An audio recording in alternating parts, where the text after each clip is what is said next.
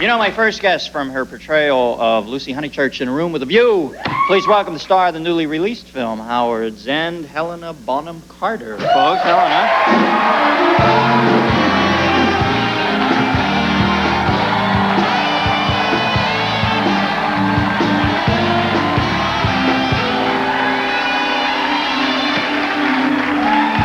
Hi, Helena. Hello. You're such a ripping girl. Oh, thank you so much. I saw Howard's End last night.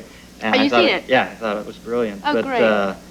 I feel sorry. Who in the cast? I was watching Who the was credits. there? No. But who in the cast is named Prunella? Prunella, I know, it's rather unfortunate. She's a lovely woman. Yeah, which but, one was she? I'm trying to... She was Auntie Julie.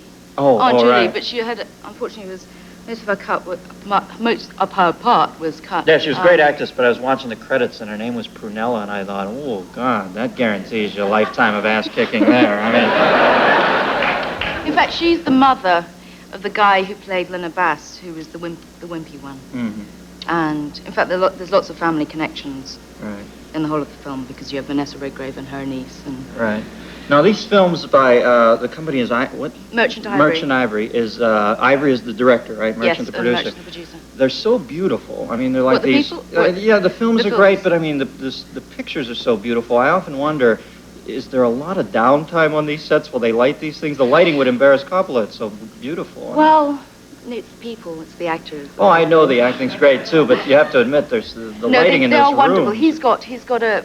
He's absolutely fascinated by the look of it, and he's very, very aesthetic. And unfortunately, it does have a flip side, because whenever you act, it has to be beautiful too. And particularly in emotional bits, that doesn't necessarily mean, often you make very ugly faces, so it can be somewhat inhibiting, but at the same time, the product does look beautiful. And that's mostly to do with, apart from him, but Tony Pierce-Roberts, who's a wonderful lighting cameraman. Mm-hmm. So you find it hard to get down and dirty with such a refined aesthetic around you to some No, extent? I get a bit of a problem. He sometimes thinks I'm, I don't know, a bit ungainly, or then he says, oh no, Helena, don't do that, it just doesn't look nice. And, but at least you know that it's going to look beautiful, if nothing else. So. Well, he has a lean-like attention to quality that, Yeah. It's really amazing. The images, that man walking through the blue bonnets. They're beautiful, aren't they? Oh, God, what a beautiful shot. Bells. Now, I also saw Where Angels Fear to Tread, both these by E.M. Forster, and I want to talk to you about this amazingly violent and cataclysmic left-hand turns these Forster stories seem to take. I know, they're a bit odd. Everyone thinks they're very nice and very prim and but in fact, underneath that, they can be, certainly they deal with very violent emotions. Like and I want to talk more about it, but we have to take a break. We'll be right back with Helena Bonham Carter right after this.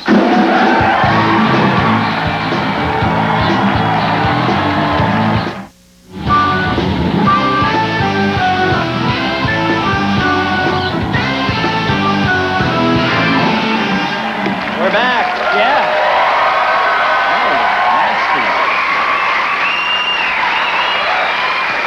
Now, we're back with Helena Bonham Carter, and we're talking about the Forster stories that these movies are based on, and indeed Passage to India also, the lean film. They really sort of civilized, sensitive, even witty and bright and charming, and then they get to a certain point. Then they can be quite brutal. Yeah. Unfortunately, he only wrote 6 novels, and now 5 have been adapted and filmed. What's left? The Longest Journey, but everyone says it's so depressing that no one would want to film it, so but I've got to, since I've been in 3 of them, most of my career's been made out of Forster. Right. I'm going to have to move on to something else. So You want to break out? Yeah. And I saw in your credits you did a Miami Vice. I love that image. What the hell did you play there? I played a drug-addicted doctor. Oh. I had a fiancé to Don Johnson. I only lasted 2 episodes, but they sent me off to withdrawal clinic instead of him marrying me, which was a pity. But yeah, it's like dating Haas on Bonanza. You're not long for the planet. You know you're going to go. So, yeah. Now, you work with some heady company in these things. I thought Emma Thompson was just She's brilliant. Wonderful. Yeah, she is great. And how was Hopkins to work with? Hopkins was, well, apart from being a cannibal, he was fine. He's a lovely man and very compassionate and very humble and really, really modest, considering what had happened. It was just when Silence of the Lambs had come out and his photo was absolutely everywhere. You couldn't look at a magazine without seeing Anthony Hopkins. So, but he's really enjoying it too. There's a sort of false modesty that particularly English people can adopt when they're really successful, and that's a bit you know, it can be, but he isn't at all. He's just like, way, I'm great, you know, so, no, I love him, he's great, and I'm really glad that he got the Oscar, because I don't think anyone, let alone an actor, but he's a great person. Yeah. And he deserved it. Judy Davis I find fascinating, too. She was in the other film I saw you with, Where Angels Fear to Tread. Yeah, she's great. She's one of my... My Brilliant Career was one of the films I saw about 5 times when I was about 13, 14. And it was great to work with her.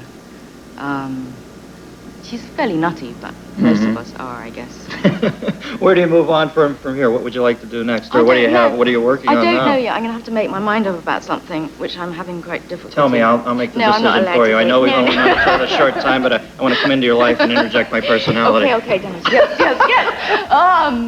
I don't know. I don't know. I'm just going to play it by ear, I guess. I want to do some theatre. I want to be very, very successful and do lots of parts and get great roles, but I'm not very specific about it. How's the state of English theatre? I know American theatre's in somewhat disarray, but over there I guess you have the classics to lean on all the time. Well, we get the... It's not a case of having a lack of talent or new writing, but the West End has suffered a lot from the recession, and practically no one's full. I mean, all the houses are half full.